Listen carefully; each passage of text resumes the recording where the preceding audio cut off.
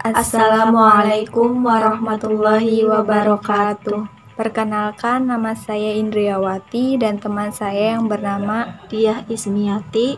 Kami dari kelompok 5, jurusan Ekonomi Syariah kelas A, semester 4, mahasiswi IAIN Syekh Nurjati Cirebon. Di sini saya akan memaparkan tentang teori indeks harga saham dan obligasi, serta teori indeks saham syariah di Indonesia dan dunia. Video ini dibuat untuk memenuhi tugas mata kuliah manajemen investasi dan pasar modal yang diampu oleh Ibu Maria Ulfa MESy. Berbicara tentang teori indeks harga saham dan obligasi serta teori indeks saham syariah di Indonesia dan dunia.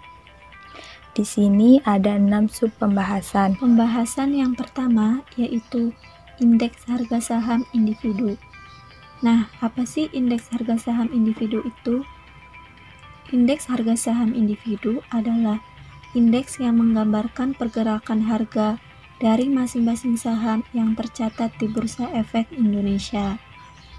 Indeks harga saham individu hanya menunjukkan perubahan dari suatu harga saham suatu perusahaan. Indeks ini tidak bisa untuk mengukur harga dari suatu saham perusahaan tertentu. Atau dapat dikatakan bahwa indeks harga saham individu merupakan suatu nilai yang mempunyai fungsi untuk mengukur kinerja kerja suatu saham tertentu terhadap harga dasarnya. Pembahasan yang kedua yaitu indeks harga saham sektoral. Sesuai dengan namanya, maka saham yang ditampilkan dalam tiap indeksnya adalah saham-saham yang perusahaannya memiliki bidang usaha yang sama.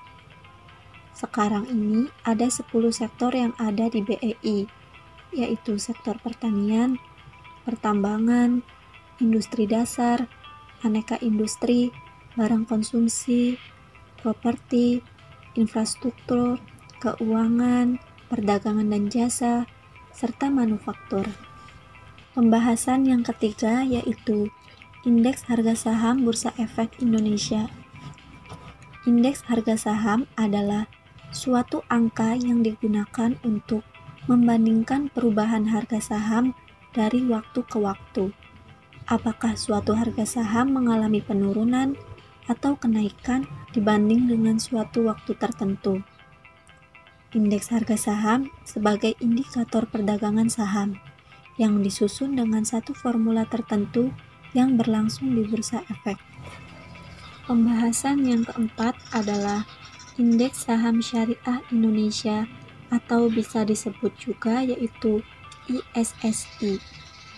ISSI ini yang diluncurkan pada tanggal 12 Mei 2011 adalah indeks komposit saham syariah yang tercatat di BII. ISSI merupakan indikator dari kinerja pasar saham syariah Indonesia.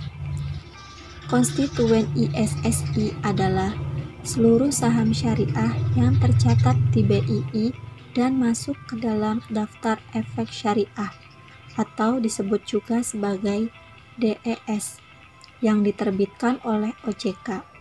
Artinya, BII tidak melakukan seleksi saham syariah yang masuk ke dalam ISSI. Konstituen ISSI diseleksi ulang sebanyak 2 kali dalam setahun, setiap bulan Mei dan November, mengikuti jadwal review DIS. Oleh sebab itu, setiap periode seleksi selalu ada saham syariah yang keluar atau masuk menjadi konstituen ISSI.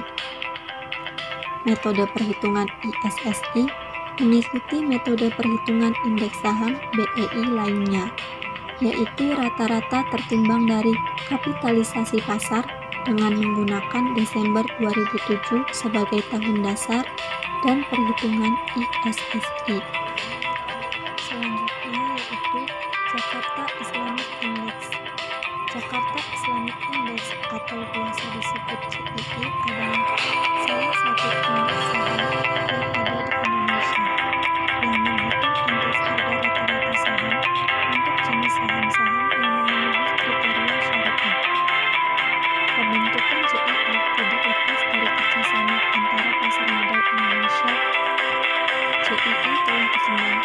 tanggal 3 Juli tahun 2000. Pembentukan instrumen syariah ini untuk mendukung pembentukan pasar modal syariah yang dikembangkan di Jakarta pada tanggal 14 Maret 2003. Mekanisme pasar modal syariah meniru pola serupa di Malaysia yang digabungkan dengan bursa konvensional seperti Bursa Efek Jakarta dan Bursa Efek Surabaya.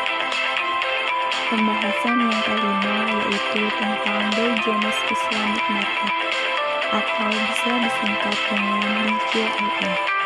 DJIM diluncurkan pada tahun 1999 di Bahrain.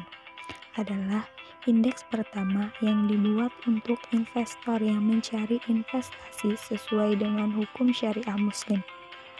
DJIM memiliki Dewan Pengawas Syariah atau hukum Islam yang independen. Layar DJIM telah diadopsi oleh organisasi akuntansi dan audit untuk lembaga keuangan Islam. DJIM mengukur kinerja dunia global dari ekuitas yang dapat diinvestasikan yang telah disaring untuk kepatuhan syariah yang konsisten dengan Dow Methodology Jones Index. Tingkat pertama, penyaringan DJIM menghilangkan perusahaan yang terlibat dalam produk-produk seperti alkohol, produk yang berhubungan dengan daging babi, jasa keuangan konvensional misalnya bank dan perusahaan asuransi, hiburan, misalnya hotel, kasino, perjudian, dan lain-lain, tembakau, dan senjata pertahanan. Penyaringan DJIM tingkat kedua berdasarkan rasio keuangan dimaksudkan untuk menghapus perusahaan berdasarkan tingkat utang dan pendapatan bunga. Pembahasan keenam yaitu Indeks Obligasi Pemerintah di Indonesia. Indeks Obligasi Indonesia bisa disebut juga Indobex. Pertama kali diluncurkan sebagai kerjasama antara Otoritas Jasa Keuangan (OJK), Indonesian Bond Pricing Agency, dan Indonesia Stock Exchange pada bulan November 2014. Indeks obligasi ini berfungsi sebagai referensi harga dan performa bagi obligasi pemerintah dan obligasi korporat di Indonesia. Secara keseluruhan, pada saat diluncurkan, indeks komposit Indobex mencakup 54 obligasi pemerintah dan 256 obligasi korporat.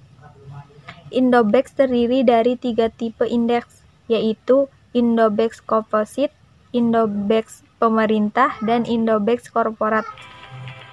Sekian pemaparan materi yang dapat kami sampaikan. Kurang dan lebihnya mohon maaf. Wabillahi taufiq wal hidayah. Wassalamualaikum warahmatullahi wabarakatuh.